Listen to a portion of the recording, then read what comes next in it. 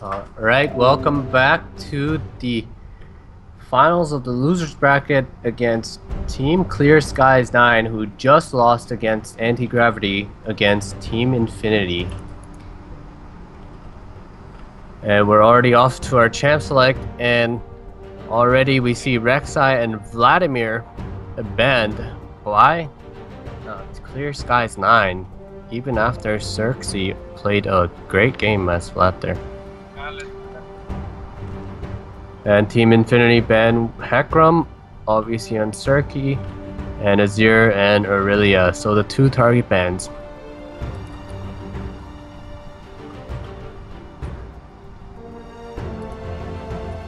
And I donut again with the first pick of Janna, and it worked out pretty well, but I have to wonder how much priority picks they're giving up, such as Sivir, which Sivir Thresh here picked up by Team Infinity.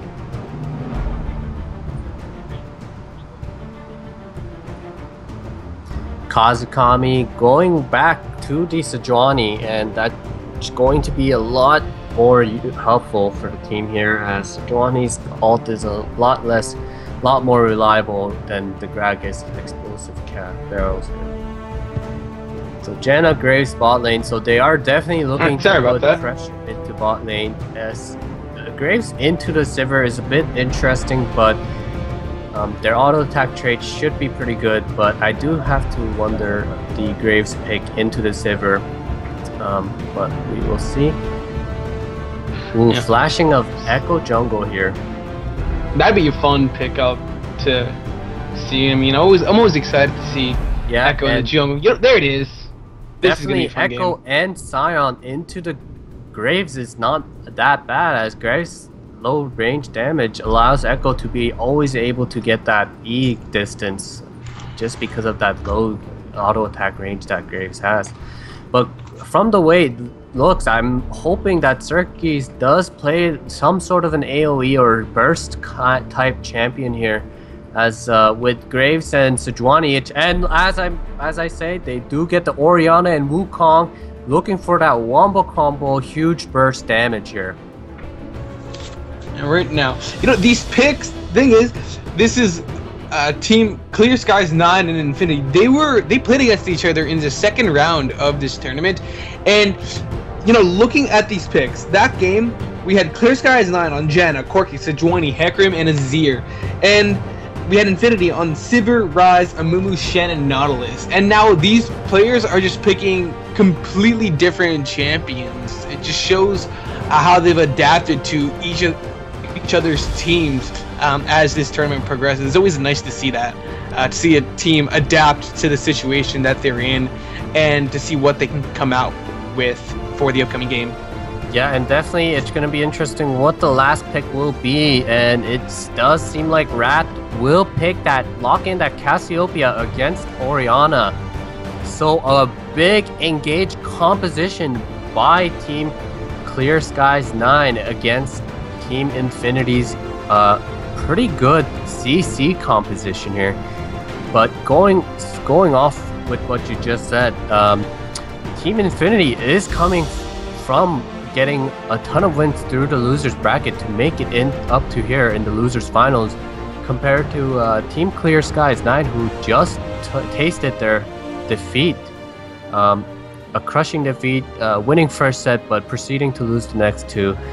So there could be a possible momentum here building up for Team Infinity. I'm so surprised. Donut has gotten Janna nearly every single game, yet no team has ever thought of throwing a ban his way just to catch him off guard, and it's just so surprising. Clearskies9 has been getting Sejuani and Janna and you would think that, hey, maybe Xerxes not the key to victory for Clearskies9. It's actually these two guys. Yeah, definitely, and just Xerxes with that target ban and the Azir, and Azir, if they were thinking of picking that Cassiopeia, Azir is definitely the right ban, as Azir heavily bullies out Cassiopeia in lane. So we'll get right into the game in 2 minutes. Now looking into the composition, as I mentioned, you know, definitely that Orianna Wukong combo with Sejuani lockup, they are looking to do that huge burst, but as if the burst doesn't work out, if they cannot get that right condition, right angles for that wombo combo, Graves is gonna have a hard time just dealing damage, as they Team Infinity has that tanky Scion, that gap close in CC Echo, and even that Cassiopeia, so Graves is gonna have a hard time if they cannot get that wombo combo off. Meanwhile, if we look at Infinity, it's going to be so difficult to get that off. You have the insane mobility that Marker is going to provide for it, and you also have Silver Nyx. Way he can just pop his own ultimate and get at clear person that they have any hope of catching is Wrath, who's Cassiopeia. But if the so it's really difficult. It's going to be really difficult for them to get any sort of lockdown. It's really going to be all about if they can get the picks off by controlling the vision game. Yep, definitely. So we're gonna have to see. Idona did last game get caught quite a bit, and to be quite frank, Clearskies9's warding game has been pretty weak. None of them have been upgrading trinkets or even switching to that sweeper to deny vision. So we'll have to see if Team Infinity can take advantage of that sight, the missed sight use and lack of vision by Team Clearskies9. Clear skies, then. My.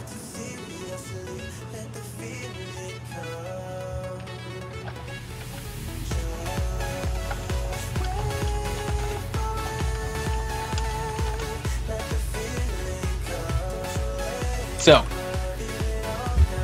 we're looking at these matchups. The Graves Janna versus Sivir Thresh. I mean, the matchups initially in favor of the Sivir Thresh. Graves is gonna have to put a couple of points into Buckshot until he can actually do some decent damage. Even then, if he's not careful, Sivir will just be able to spell shield it.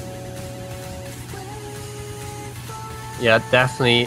So, going off this, Sivir definitely going for that ultimate utility, but also that consistent damage. But you cannot underestimate Sivir's range, as her auto attack may be lack, but her boomerang blades are quite long range, so she always can keep distance in teamfight. Whereas Graves does have the ultimate, but aside from that, Buckshot is relatively low range as well, so Graves is gonna have a hard time, and it's gonna be really important to keep his position and keep that distance in check. Alright, the game has started. The finals of losers bracket, and the winner, this is a best of one, and the winner will go to face Team Anti-Gravity in the finals. However, in that finals match, Anti-Gravity is going to have one game up in the best of 3.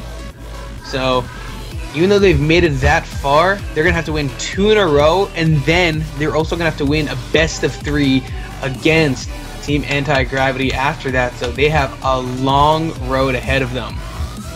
Yeah, and definitely, and if we look at the previous match that Team Infinity and Clearskies9 played in the winner's bracket, they did lose, especially top lane. Serki was able to put a hurting on I Love Eric Tran, so we'll have to see how his Scion will do against this Wukong. Now, if Scion is able to just build tanky, Wukong should not be able to just kill him most of the time, but early on is going to be the crucial point. See how lane dominant Serki can be. And from the jungle path, it looks like Echo will be starting bottom, Sejuani starting top side, and that's going to allow and give Graves and Janna to be able to get in lane earlier. I'm actually surprised Graves and Janna are not taking Gromp, as they could get a pretty easy level advantage here compared to the Sivir Thresh, who will just be leashing and getting flame lane. I mean, we've seen the mistakes some of the teams have made with that. Where I believe it was a Janna Caitlyn lane. I believe that was Anti-Gravity versus Clearskies9, and it looks as though, okay, I thought that was one of the junglers, but what happened? Clearskies9 bottom lane, instead of going for the Krugs, they just immediately started hard pushing, and because of that, the Jinx in the lane just fell so far behind that she couldn't really catch back up until mid game when she had a lane to herself. Yeah, definitely. And Sion doing his usual passive, getting suiciding and getting that attack speed and damage output, able to get in lane with that teleport. It's gonna be interesting. And Sejuani looks like he's going for a possible punish or just getting the Scuttle Crab instead here. I mean, it's 50 gold so early. It's definitely worth diverting your jungle path just to get the Scuttle Crab, because not only does it give you vision, it also gives you like the most gold out of every jungle camp. And in bottom lane here, a pretty weird trade going on here. Sivir and Thresh needs to be a bit careful, as Janna does have the shield, so they have to take advantage of their stronger engage and just disengage when Janna's shield comes up here. Yeah, exactly. And Echo finishing his jungle camps, and Sejuani has yet to take her red buff, so Echo should be getting his first gank off before Sejuani does. Yeah, he's looking to go toward... Well, the thing is, none of the lanes are too good for him to gank. Echo's really already a weak ganker, and since all of his lanes are either pushing or just difficult ganks to pull off, he doesn't have too many choices. If he goes top lane, Serki can easily dodge with his clone. Bottom lane, the Janna Graves combination has the ability to knock him out of his dash, so he's gonna lose a lot of mobility right there. It's really all about the mid lane, just two fairly slow mid laners, but you already have your Cassiopeia pushing up against the tower. So right now his only goal is to just maybe pop a summoner spell, and that's exactly what he's going to try and get. He actually does get the stun onto Serki. The slow's coming out as well, and Silvernix forces the flash out of Serki. Very nice gank. They didn't get the kill, however they do get the flash, but most importantly, relieve pressure from their hard carry Serki. And from looking at this mid lane, it's not going too well. Orianna already out of mana, just not playing the laning phase correctly, it seems like. And here comes the Kamikaze in the mid lane. He's just going to force away Wrath for the time being, but he's losing a lot of time right now. He's only level 3 compared to the level 4 of Silvernix, and this is a constant story with Kamikaze. He constantly falls behind. He consistently falls behind in the level game. So when it comes to level 6, he's so late to the party that he can't get the gank off as fast enough as his jungle opponent. And that really hurts his team sometimes. And I think that's, like you said, a repeated story, and he should just look to rush that level 6 so that he can have that consistent quality. Oh man! Serki Pine in the bottom lane goes in with the box shot, forces the heal out of Marker just to stay alive, and that's a whole lot of pressure being put over to Clearskies9.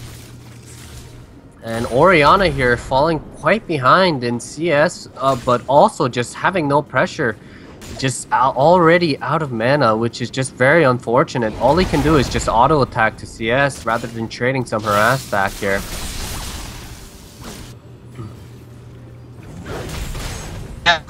Ooh, Serki. First item, wow. Eric Tran, he's picked up the Glacial Shroud. So wow, Serki taking a lot of damage and getting punished for his greedy last hitting here, and he's gonna be forced back. And without teleport, Eric Trent's just gonna shove it under tower, and that's more CS Serki's gonna have to just miss. Right now, this is not looking good. Despite being up in CS, he's losing out on a lot of experience. Yeah, and the type of player Serki is, he's looking to carry, he's looking to get that item build, he's looking to put pressure, but it seems like this Sion is working out against this aggressive Wukong pick.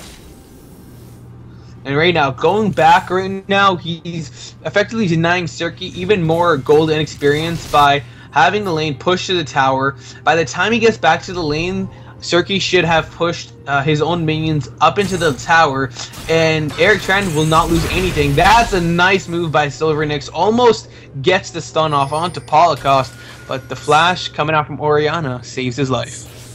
Silvernix doing a really good job just out pressuring the Sejuani. I would really like to see Silvernix just try to put more pressure though, and just use this. Oh, nice death sentence finds Donut. Howling coming out from Marker. The teleport gonna be coming in from Eric Tran as well. He's level 6, so he might be popping the unstoppable onslaught. He does. He locks straight down onto Donut. Kill going over. First blood actually going over to Serki Prime. It looks like they completely ignored him. Meanwhile, the kill onto Jenna went over to Lord Darkness. Eric Tran trying to survive, turning it around. That's the flash coming out from Serki Prime. The buckshot did not find his mark. Serki Prime, the heal is going to be used right there. Can they get the kill? Serki Prime gonna survive. Very nice pickup onto Mark. Very unfortunate. Mark was the first one to be tanking the turret, and they just didn't establish who was tanking turret first, and instead they do 6 hit by Serki Prime.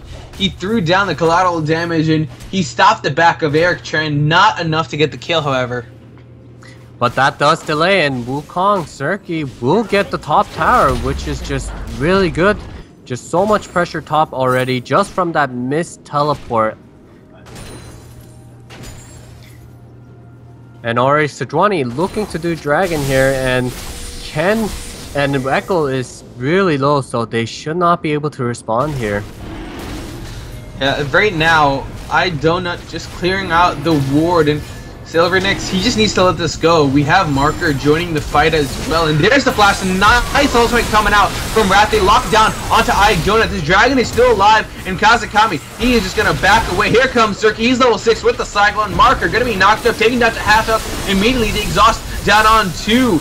Lord Darkness straight up to Serki. There's Wrath going in with the Twin Fangs, gets a kill onto Holocaust. Marker forced away, throws out the Boomerang Blade, and Serki going to fall, trying to get the kill on. And Wrath with the really nice flash ulti, and once again, Kamikaze and the team just not turning around and doesn't even get the dragon and just gives 3 kills away instead. And you know, Orianna just not able to position herself correctly and just dies zoned in trying to ult Wukong. And the thing is, the fight initially didn't look as though it was going in favor of Team Infinity, because Wrath, when he flashed Petrifying Blaze, he only really hit Donut. But the thing is, it didn't really do too much besides lock down the Janna for the time being. And oh my god, Serki Prime with the dive. Extremely greedy, has flash, has heal, has spell shield, but just walks in front of Graves for no apparent reason, trying to bait a little too hard, and another kill goes to Graves, and all of a sudden Graves has a BF pickaxe compared to the Berserker Graves and pickaxe Sivir. Yeah, right now it is looking very good for Clearskies9. I love Eric Tran just going to back away. He has not spent a lot of time in the top lane, really chosen to roam a lot, and because of that, we have Serki with a huge CS in his favor. 74 to 43. That is not something you want to have to come back from. Dragon is still up, it's still a threat, but neither of those top laners have their teleports available. I love Eric Tran though, will have his teleport up first, so if Infinity can delay the dragon long enough for Eric Tran, I love Eric Tran, to have his teleport back up, they could have an advantage in that position. However, you also have to realize that if they do that, Serki is going to have full access in the top lane. And Silver Knicks did get the flash burn top and mid, but just not able to capitalize with another follow-up gank. And at the end of the day, it just does not pay off. And Wukong is just skyrocketing in that CS department. Oh man, Circuit Prime caught out by the death sentence, but they can't really fight this. There's no reason to go in, Lord Darkness. Marker is so weak compared to Circuit Prime. Yeah, and we see Wukong already rotating bot lane to try to get even more snowball, and that's a really great playstyle that Cersei has been displaying. Collateral damage plus buckshot just melts Marker. He's already under half health. He's gonna have to drink those health potions, but with only a pickaxe, he's not going to be able to survive very long in the upcoming fight that is going to be around the dragon buff. Silver Knicks, though, he is nearby. He has his ultimate. And Paul is out of mana and did get caught, but Serki doing a good job catching Rat, being a little too far forward and being aggressive. And like I mentioned, oh, and Echo gets the steal! Wow, Silver Knicks with the steal and Chrono Shift out. Very nice play and a great lantern by Lord Darkness. But as I mentioned, Xerxes has been playing really phenomenally, getting pressure top, and as soon as he gets that top lane pushed up, he's always looking to pressure bot lane by either walking or even teleporting up, giving his team that lead. And Sion just responding to try and getting that top turret here.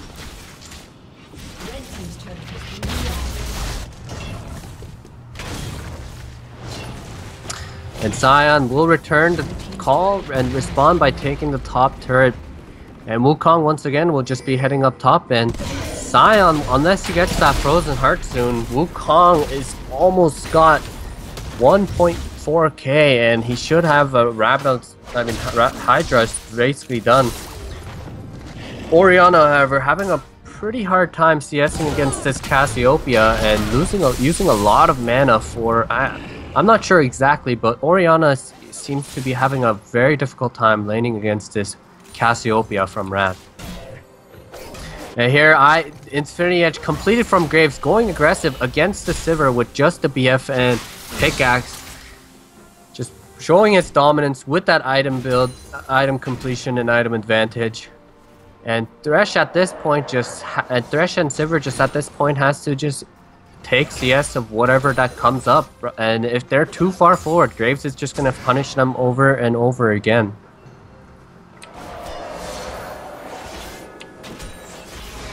And pretty decent defensive wards set up by Clearskies9. I would really like to see some aggressive deep wards being placed, as well as Sejuani switching up to her sweeper. And here we go, Wukong going in. Nice stun by Echo, but no kills from that, and it does force teleport from Sion here. Can they get a possible return chase? Wukong's ult is down, so they need to just disengage fully. Ooh, complete whiff by I Love Eric Tran. It's not looking good, but Graves being a little far too forward, he might get punished. Echo gets punished, but Sejuani with the great ult, but Wukong does get taken out. This is a crazy fight, and at the end of the day, Team Infinity will take 2 kills for 1. Here we go, Orianna coming. Orianna, Sion does splash, and Team Infinity should look to just back off here. A decent response from the Orianna here, but Cassiopeia is 40 CS up almost, and just ridiculous amounts of item right now. 2 kills, 1 death, and 3 assists.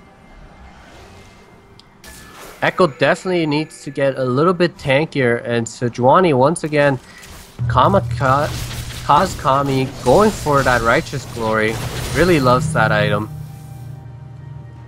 And Wukong once again, Ravenous Hydra completed. He's just gonna look to put pressure top, as they do know that Sion did burn that teleport, so Wukong does have a teleport advantage, so we'll see how Team Clearskies9 takes advantage of that.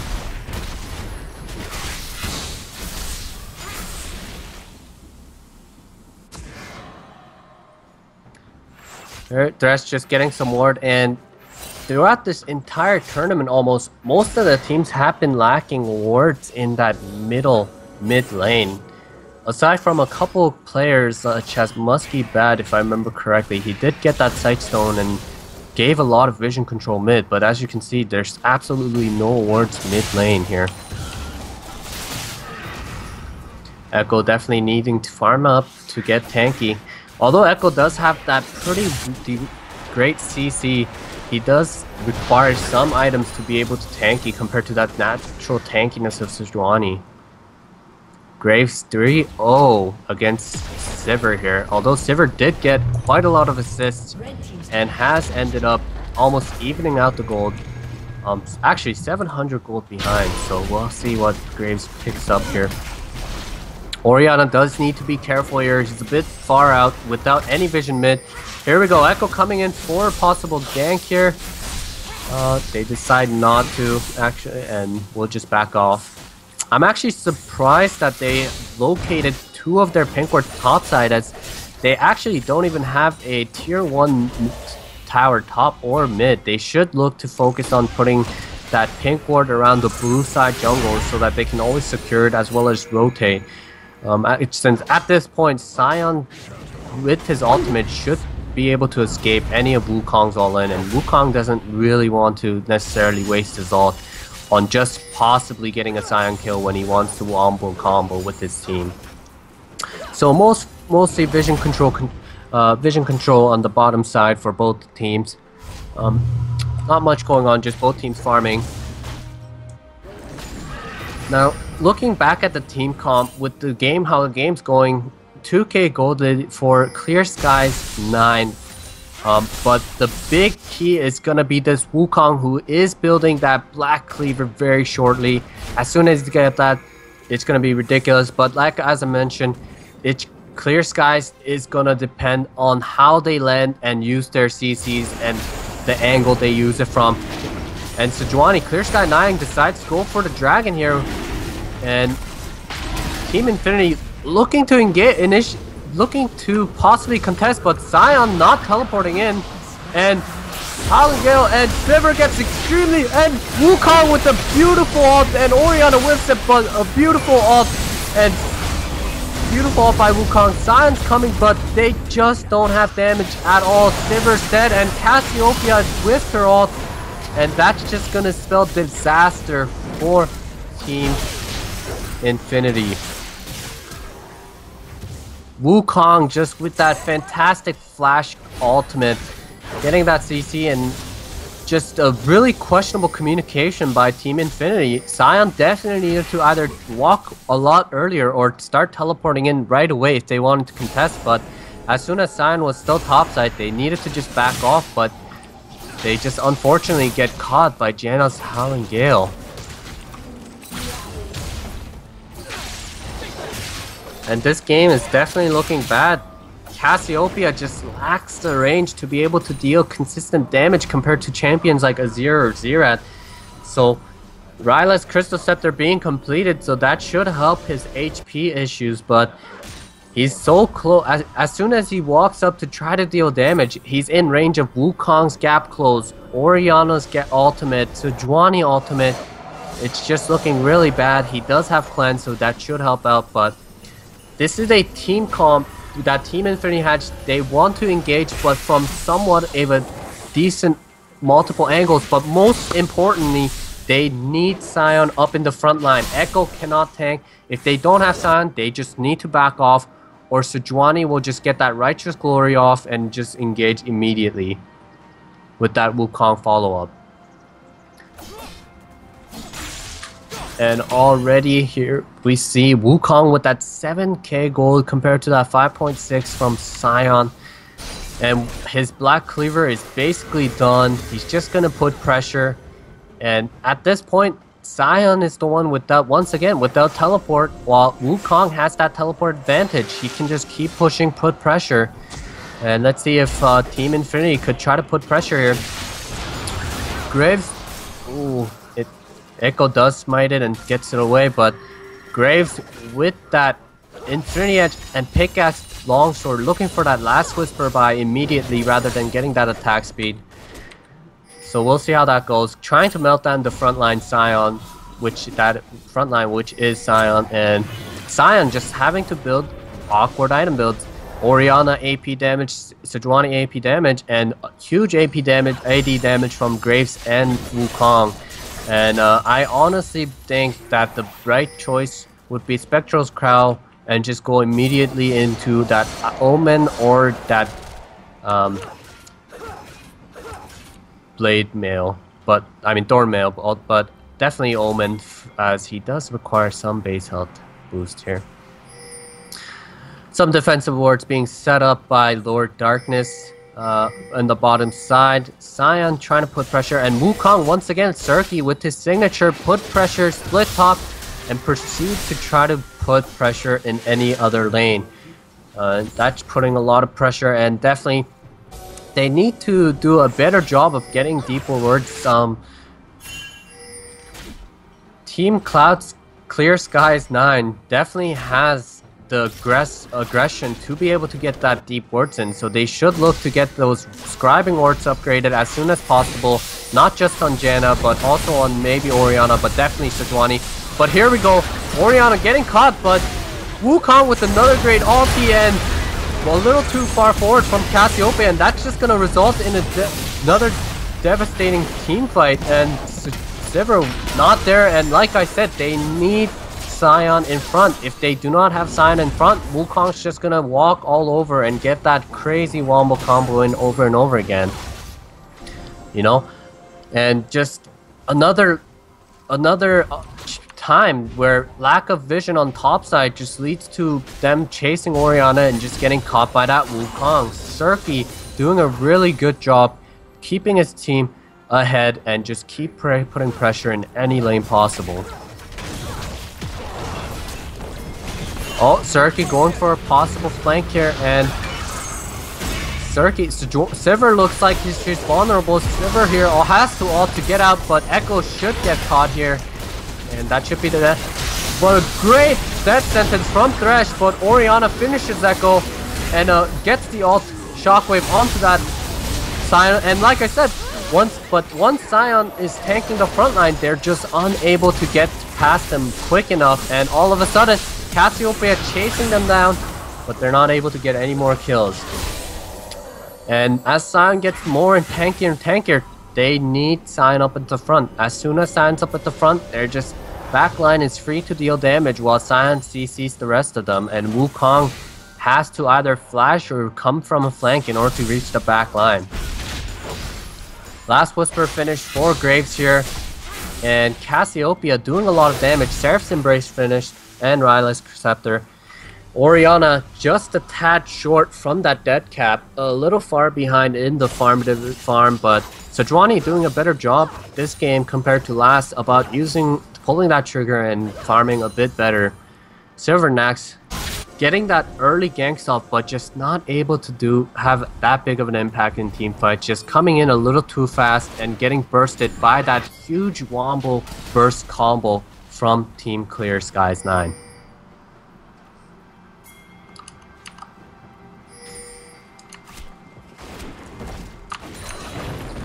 And here we go. Dragon is up. Graves a little bit low on health, but Wukong does not have the teleport. And if they did time this correctly, Team Infinity should be the one to pressure this. Wukong does not have teleport. This is a 4v5. This is a perfect and Sion goes in with the unstoppable force. Sejuani jumps out, and they're gonna have to give this one up. Really good choice, and nice escape by Sejuani just to give this dragon up rather than fighting for it. And Echo will secure it with that smite. Graves going for that ult to secure it, try to steal it. Nice try, but... Oh, but Cirky Prime going in for a little bit of aggression. And nice transfer to blue buff to Cassiopeia, but now all of a sudden they are low, having to defend this turret against the Wukong with the Ravenous Hydra and the Black Cleaver. And Wukong does have flash. If he sees an opportunity, he will go, but it's really risky to go in against a Sion as well as Cassiopeia on their tower. Orianna ults are going to be crucial here, and I really think they should just back and get Orianna, allow Orianna to get her death cap and get Wukong to split and finish that last whisper before they force a fight. They are the late game and wombo combo team comp, so they don't, and they have a little bit of a lead, and Graves with his short range, they can't siege very well, so they don't need to pressure anything and just make a mistake and possibly allow a comeback. But Zion sees a good opportunity here, goes in. Wukong still without teleport, but does not catch anyone at all. A little bit greedy with that unstoppable force. Could have possibly went for a Janna instead.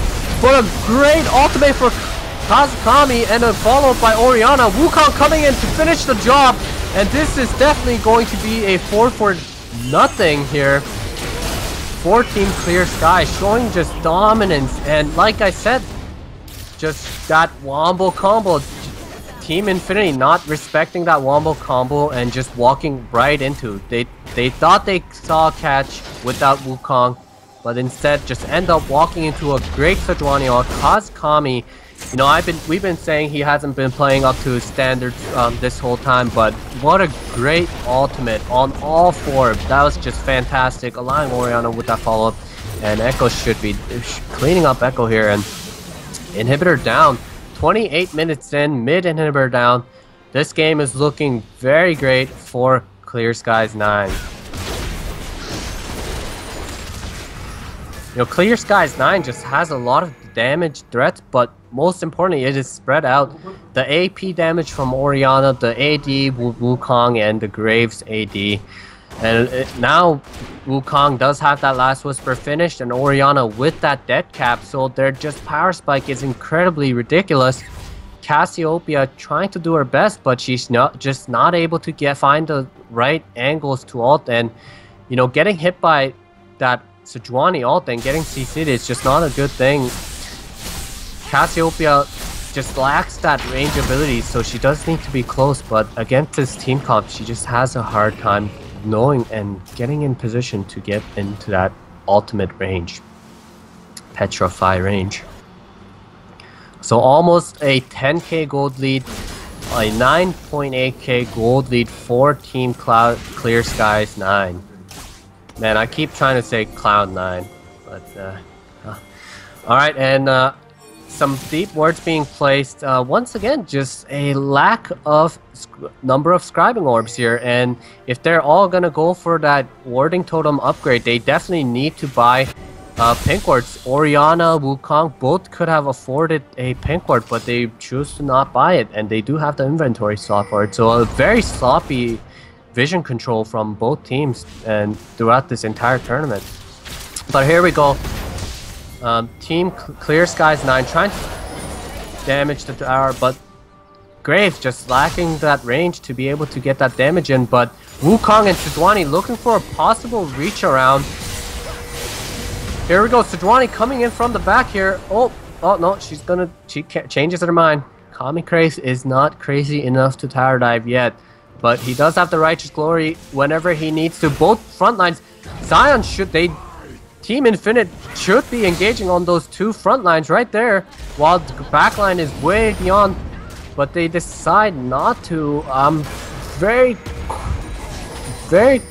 confused as to why they're not engaging onto that Sejuani Wukong, while Graves Orianna is nowhere near, and they do have to walk all the way around just to get in range. Tower getting a bit low, but minion wave is being pushed up. Once again, just the lack of range just really hindering Team Clearskies9's ability to siege here.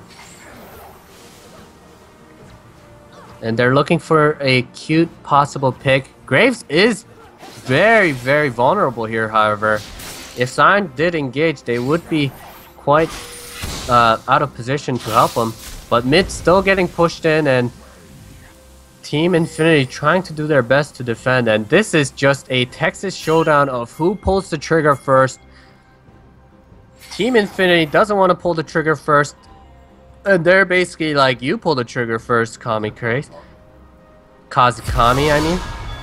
But instead, oh, Sivir pulls the trigger and Saya misses the ult, but Wukong gets a perfect ulti onto the backline Sivir, but only one. And Echo Wolf, Sejuani not using ult yet and a little bit too deep, and Sejuani goes down, and without a front line, they should be able to chase this down. Orianna still with ult. Cassiopeia with the Petrified Slow, and Wukong coming back in with the Ravenous Hydra damage, doing massive AoE damage, and Graves out of nowhere coming in from the rear, finishing up, and gets a quadra kill, and this should be game with the death timers. They should be able to end with the mid minion creep, mega minion, and that, wow, that should be game here, and whew, Clearskies9 will go back into the finals to play against Team Anti-Gravity.